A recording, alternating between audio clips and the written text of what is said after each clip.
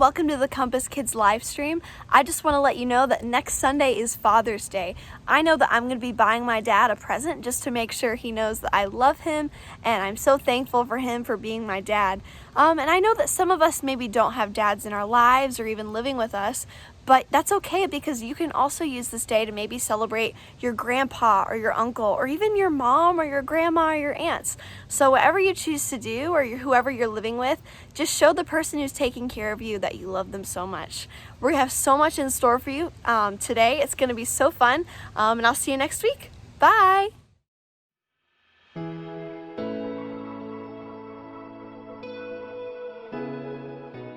Everybody, I'm Erica, and welcome to my Summer STEAM Lab! Today, I'm challenging myself to some optical illusions.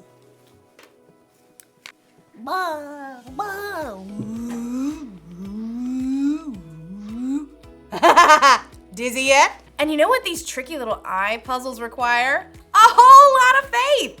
Faith is trusting in what you can't see because of what you can see. So, let's give it a go! Whoa!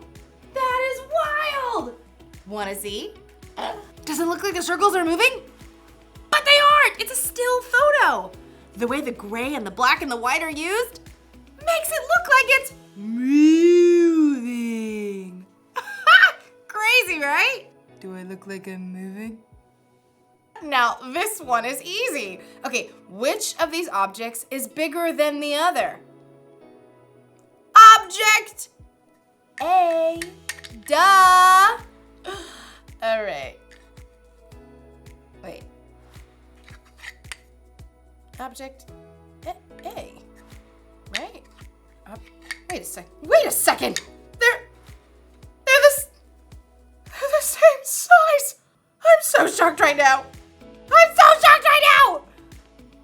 Okay, sometimes what we think we see is not what's real. And when we discover the truth, it can be shocking.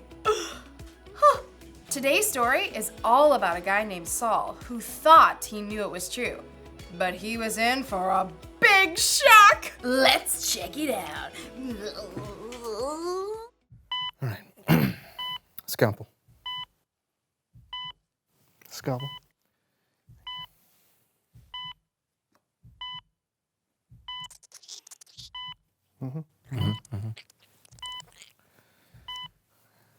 Prep the top for me, please.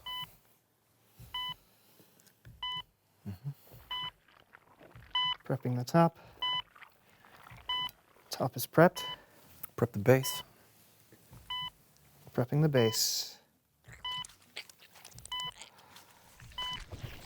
Base is prepped. Tweezers. Tweezers. Here's where it gets really delicate.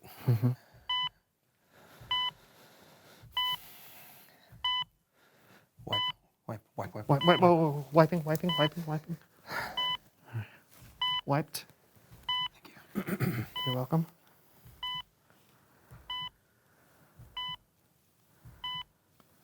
All right, close it up. Closing it up.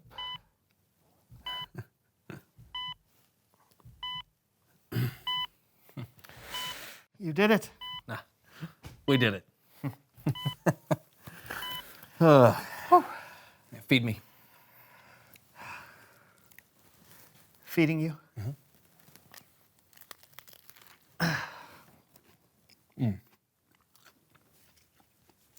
It's good.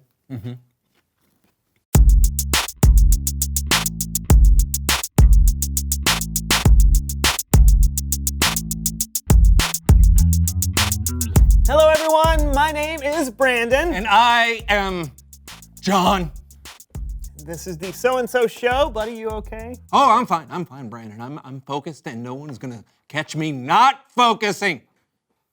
Oh, what was that? Did you lose your focus? Man! Okay, I'm gonna do better this time. Why, John? Brandon, I have struggled with being able to focus my whole life. Are always things competing for my attention. Yeah, like having guests on the show. Yes, exactly, like having a guest on the show. It totally breaks my concentration. It's time for someone who knows stuff.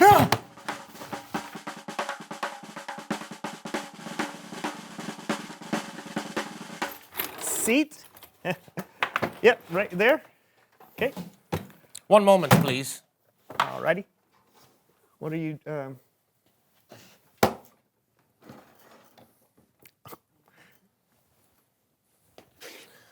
Hello. Guten Tag. How are you both? We're focused. We're good, Hans. Thank you so much. Can you tell everyone who you are and what you know? Hello. My name is Hans Decibel. I am an audio engineer with a recent interest in Foley artistry. And what is that exactly? I am so glad you asked this question to me. Thank you.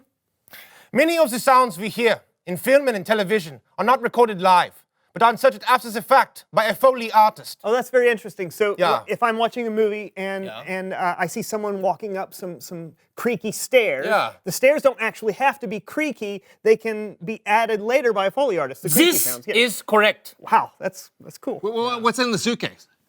I have brought with me here today a selection of audio properties that I use in the creation of my sound effects. I will now make the sound, and you will guess what is the sound. Oh, so it's like a game. Yeah. I have brought blindfolds. Oh, man. Okay. All right. Here, put it in my hand. I'm not going to look at them. Okay. Okay, All I guess right, it okay. goes like that. Okay. Oh, this makes it really hard to focus. Okay, John, you can focus with your ears too, you know? Oh, yeah. That's right. All right. Listen. That's right. All right. All right, right. Okay, ready. Very good. That's the sound of a suitcase opening. This is correct. He hasn't started yet, John. Whatever, I am focused. Okay. Sound number 1. That sounds like my dog, Brutus, running down the hallway to greet me when I get home from work. Is that you, Brutus? Come here, Brutus. Come here. Aha! I have fooled you. This was not Brutus, but the sound of paper clips on a cutting board, making the tippy-tappy sound of canine claws on laminate flooring. Sound number 2. Oh, that's a horse. This is correct. Number 3. Oh, I know. Oh, man, that sounds just like a bird flapping its wings. Whoa, where is it? Sound number 4. Oh, it's so cold in here. Is this snow on the ground?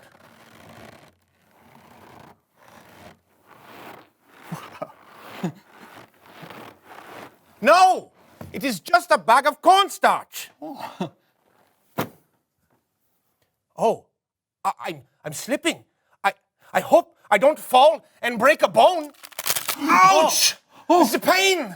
Ouch! It hurts. Are you all right? Do we need to call an ambulance? Ha! What? I have fooled you again. This was only the sound of celery ribs. Oh. Wow, that was incredible. Yeah. I'll never look at celery the same way again. And Yeah. cornstarch, that's amazing. This is correct. Ordinary things become extraordinary when you open your eyes and ears to the possibilities. Oh, that's a really cool way to put I will now explore the space to find ordinary things to make extraordinary. Okay. Think this is a good idea? I'm sure it'll be fine. Oh! What in the world? Ha! Ha! I have fooled you for a third time. By dropping this box of knives and forks on the ground, I made you believe I was destroying your room. It is a good joke. Yes, that's very funny. You know what? I think that's all the time we have. Hi! Ha! Ha! Okay, my focus is completely gone now. And let's get back on track. It's Bible story time with Kellen.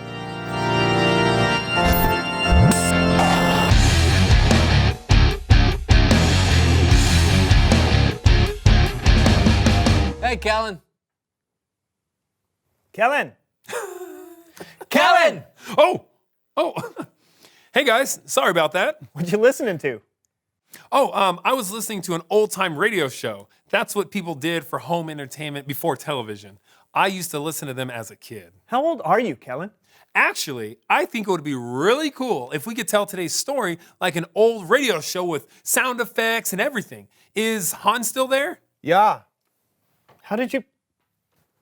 Take it away, Kellen. Okay, I now present Saul on the Road to Damascus, radio style. Jesus had been killed, and the people who didn't like what Jesus stood for thought they heard the last of him. But then a rumor started going around that Jesus came back from the dead, and more people were becoming followers of a new Jesus movement called the Way. They had to be stopped, and one of the people in charge of stopping them was Saul of Tarsus. I am Saul of Tarsus, and I shall do everything I can to oppose Jesus Christ of Nazareth. You there? Who? Me? Yes, you. Are you a follower of the Way? I am. Seize him! Saul went from place to place to find Jesus followers and have them put into jail. And even put to death. Saul asked permission from the high priest to travel to other cities so he could arrest even more followers of the Way. And that's why Saul was traveling on the road to Damascus.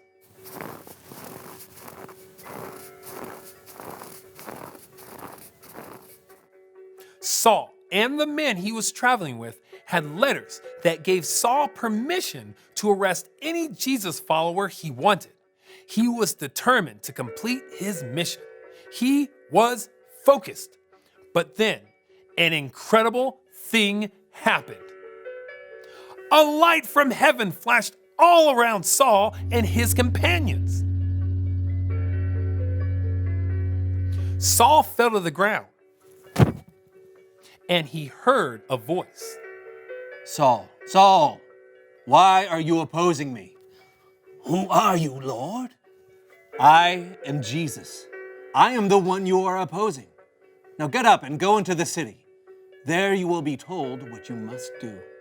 The men with Saul heard a sound, but they were unable to speak. The men helped Saul to his feet, but when Saul opened his eyes, he couldn't see anything, so he had to be led to Damascus by hand. For 3 days, Saul didn't eat or drink anything. What will happen next? Will Saul regain his sight? Will he continue to oppose Jesus? You'll have to wait until next time to find out. You can't leave it like that, Kellen. That's how all old-time radio shows end. You always have to wait until next time. Or you can read what happens next yourself. It's right here in Acts chapter 9. I don't like waiting. All right then. Besides, there's a lot to learn with just this part of the story. Saul was so focused on his mission that he was missing what was really important. It took a bright light on a road for God to really get Saul's attention. Okay, I get it. So focusing is a bad thing. No, I just think we need to check in with God a lot more to make sure we're focused on the right things. Great idea. Thanks, Kellen. Yep, you guys know where I'll be. I'll see you around. That was fun. I agree. Hey, Much fun. Hans, you're still here. Yeah. I am here to say,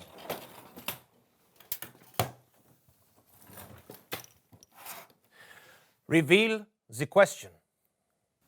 Maybe a little more energy. Reveal the question! That worked. Yeah. The question of the day is, how does God try to get your attention? Hey, that's a good question. You know, he's never appeared to me in a bright light, I can tell you that. Me either. Hans? Yeah. Many times. How does God try to get your attention? Is it like a small voice inside you, or a big crack of thunder, or is it something we've never thought about? Talk about it together. Sound waves. So mysterious. You're telling me. Hey, we'll see you next time on the So-and-So Show. Is that me? Yeah. Oh, all right. Brandon, do you know what today is? I do, John. What is it's it? our 150th episode! It's true! 150 episodes! That's right, so let's celebrate. Hey, count down with me, everybody. Come on, ready? 10, 9, 8, 7, 6, 5, 4, 3, 2, 1. Happy! I'll see you next week. Yeah.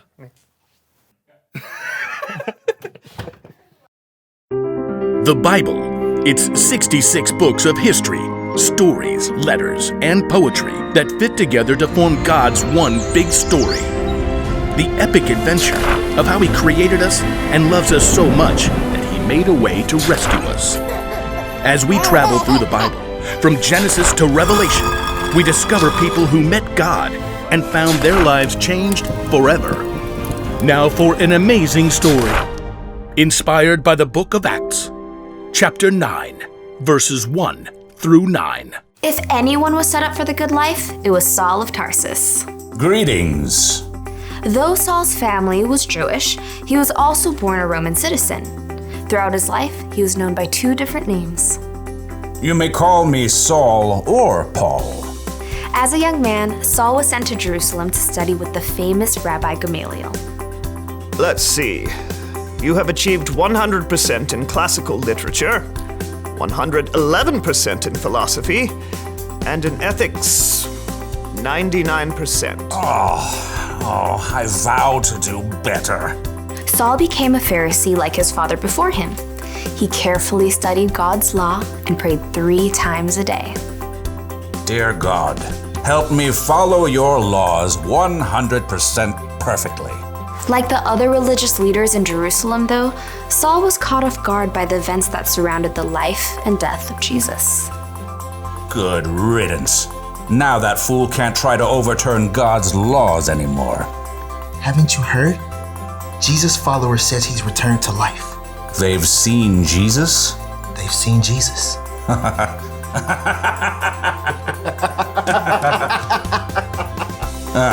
Those riffraff will slink away soon enough.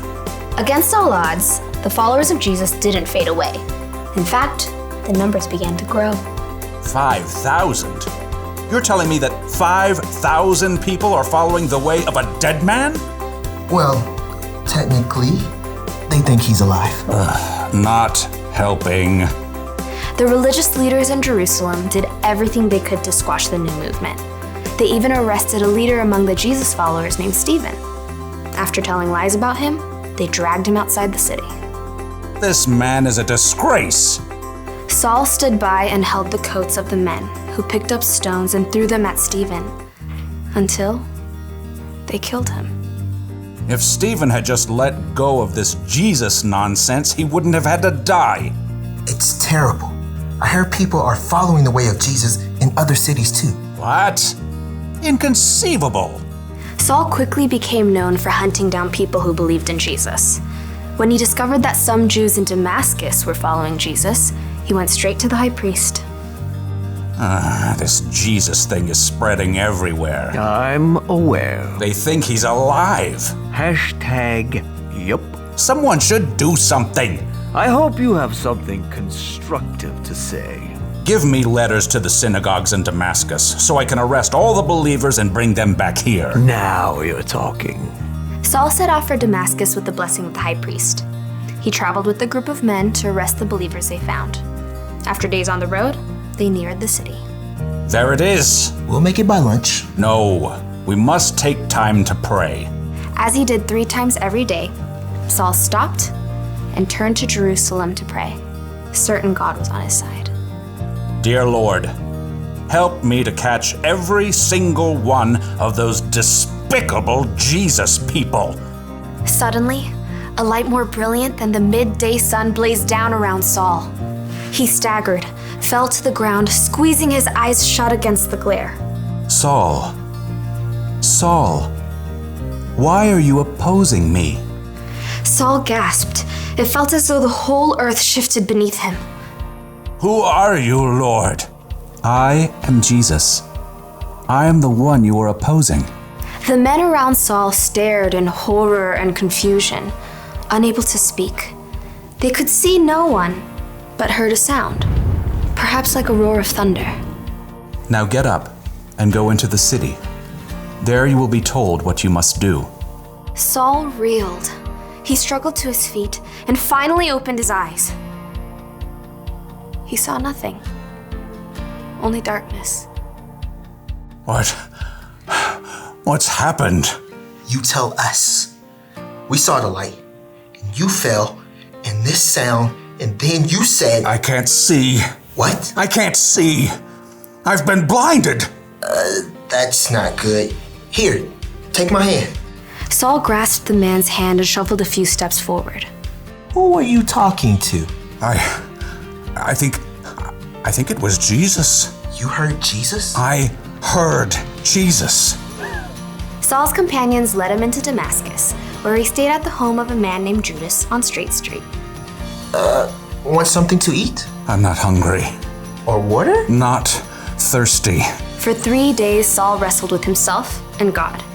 He'd come face to face with the very man he knew was dead, but discovered that Jesus was very much alive. Now blind, Saul was forced to see everything in a brand new light.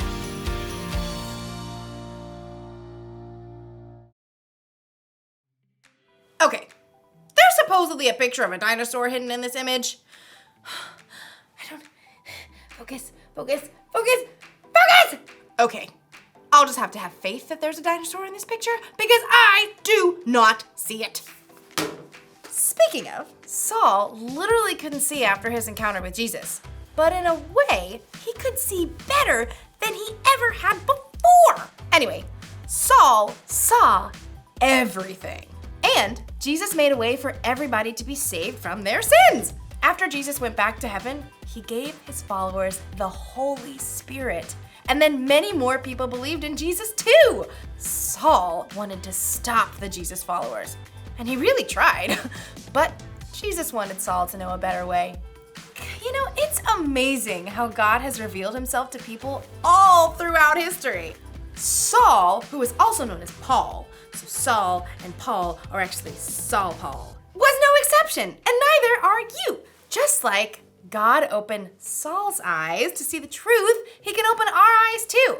He may not appear to you in a bright light, but God can get your attention in all kinds of ways, like through nature.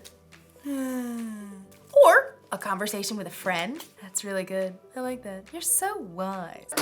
A song on the radio. God can even use your own circumstances to help you know him. And when you focus in and really see Jesus for who he is, the Savior of the world, it can change how you see everything. So that's the one thing to remember today. Knowing Jesus changes the way you see everything. It's like Jesus gives us brand new glasses to see out of.